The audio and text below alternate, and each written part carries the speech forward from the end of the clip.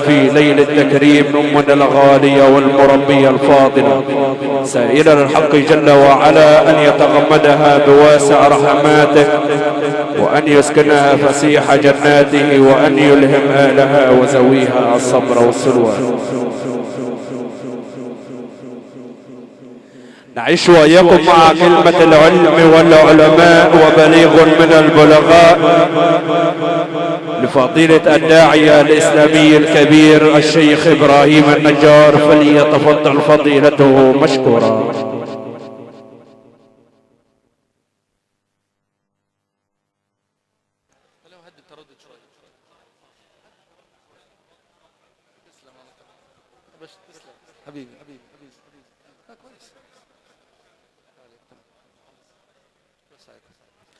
الحمد لله رب العالمين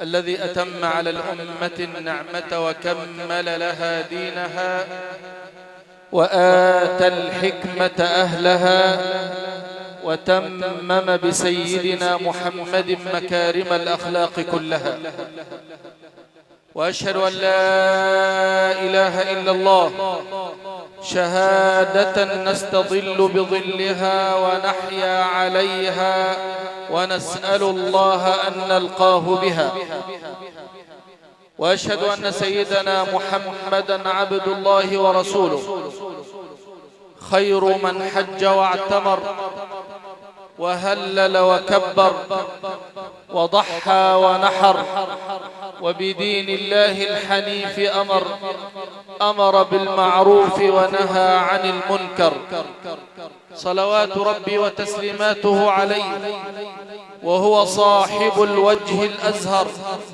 والجبين الأنور وصاحب الشفاعة العظمى.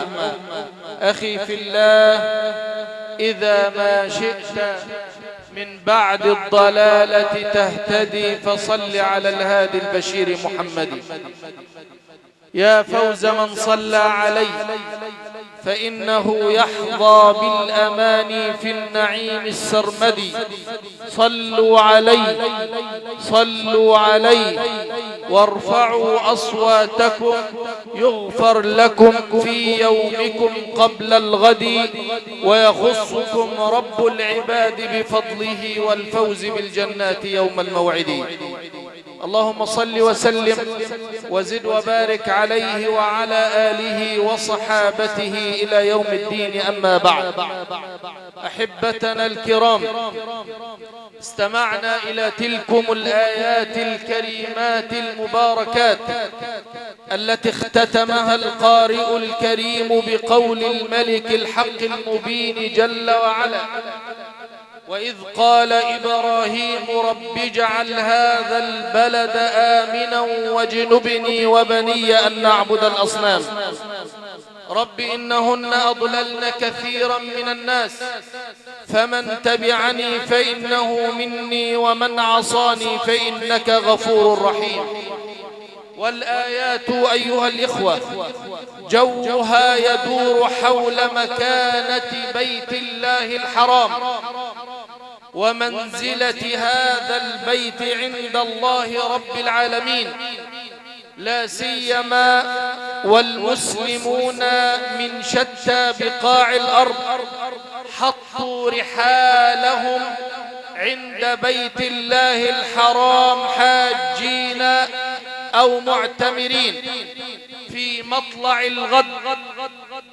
يسمى اليوم يوم التروية، ثم يعقبه بإذن الله يوم عرفة.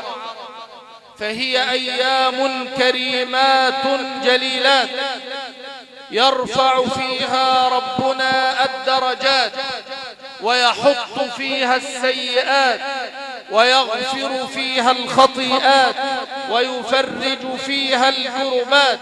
يوم عرفة الذي هو اليوم المشهود أقسم به ربنا في القرآن: والله العظيم لا يقسم إلا بعظيم. قال جل شأنه: والسماء ذات البروج واليوم الموعود وشاهد ومشهود. لما سئل الحبيب النبي عن اليوم الموعود والشاهد والمشهود قال اليوم الموعود هو يوم القيامة، والشاهد هو يوم الجمعة، والمشهود هو يوم عرفة. لماذا يوم عرفة؟ لأنه هو اليوم الذي أكمل فيه ربنا الدين وأتم فيه النعمة. جاء في الحديث الصحيح أن حبرا من أحبار اليهود لقي سيدنا عمر بن الخطاب فقال له يا عمر آية في كتابكم لو نزلت علينا نحن معشر اليهود لاتخذنا يوم نزولها عيدا. قال وما تلك الآية؟ قال قول الله عز وجل اليوم أكملت لكم دينكم وأتممت عليكم نعمتي ورضيت لكم الإسلام دينا.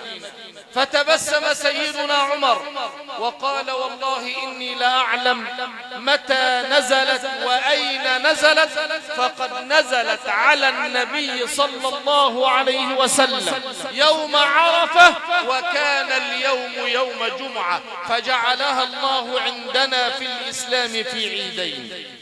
أيها الإخوة الأحباب، من فضائل هذا اليوم العظيم المبارك أنه يوم مغفرة الذنوب وتفريج الكروب، ليس للحجاج فحسب بل لكل خلق الله.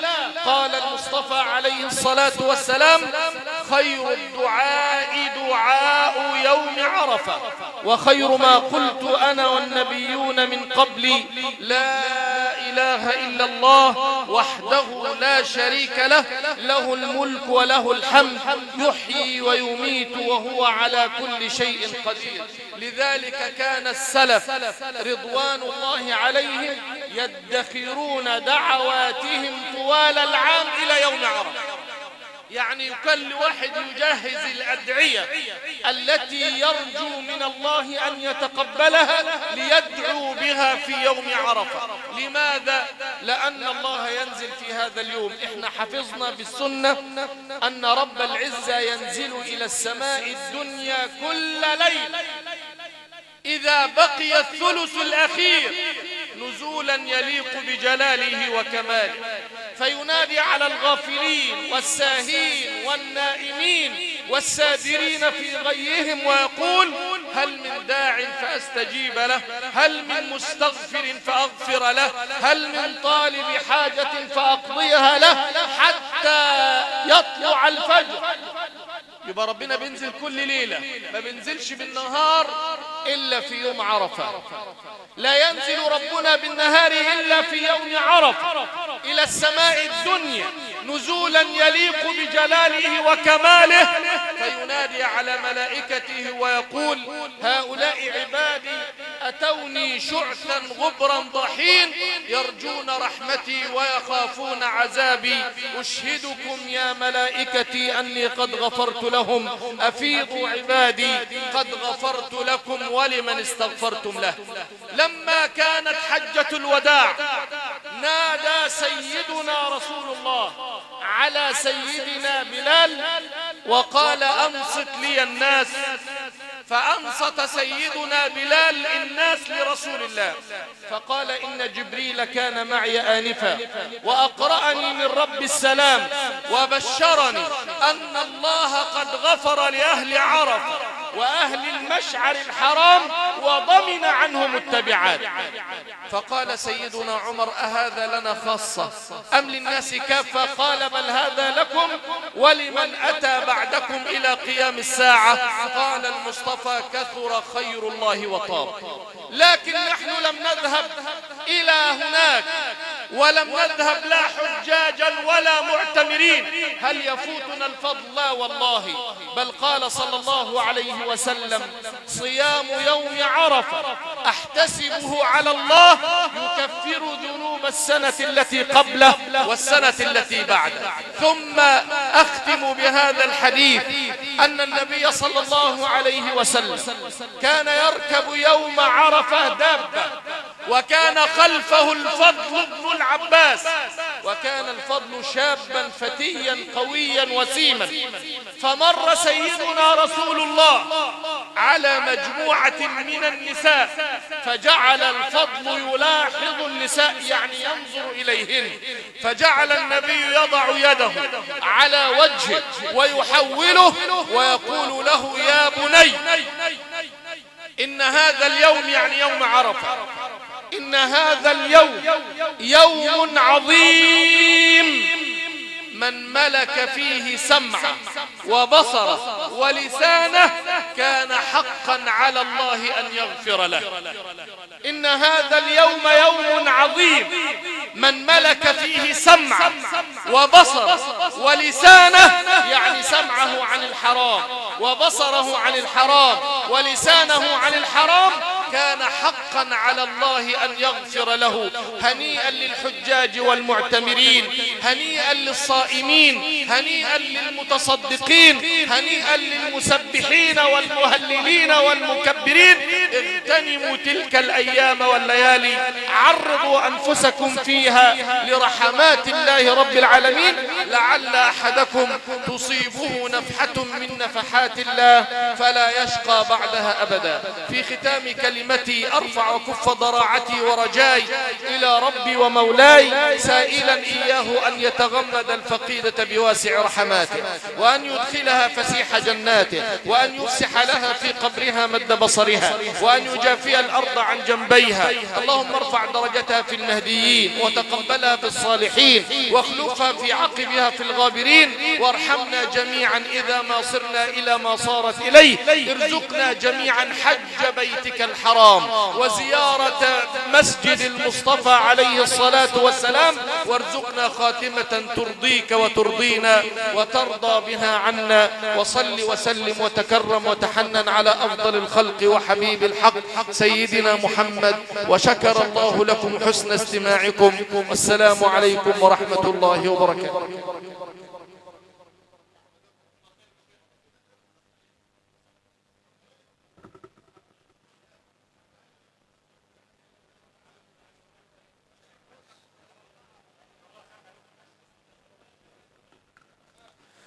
شاكرا لفضيلة الداعية الإسلامي الكبير فضيلة الشيخ إبراهيم النجار على هذه الكلمة الطيبة الذي ألقاه إلي.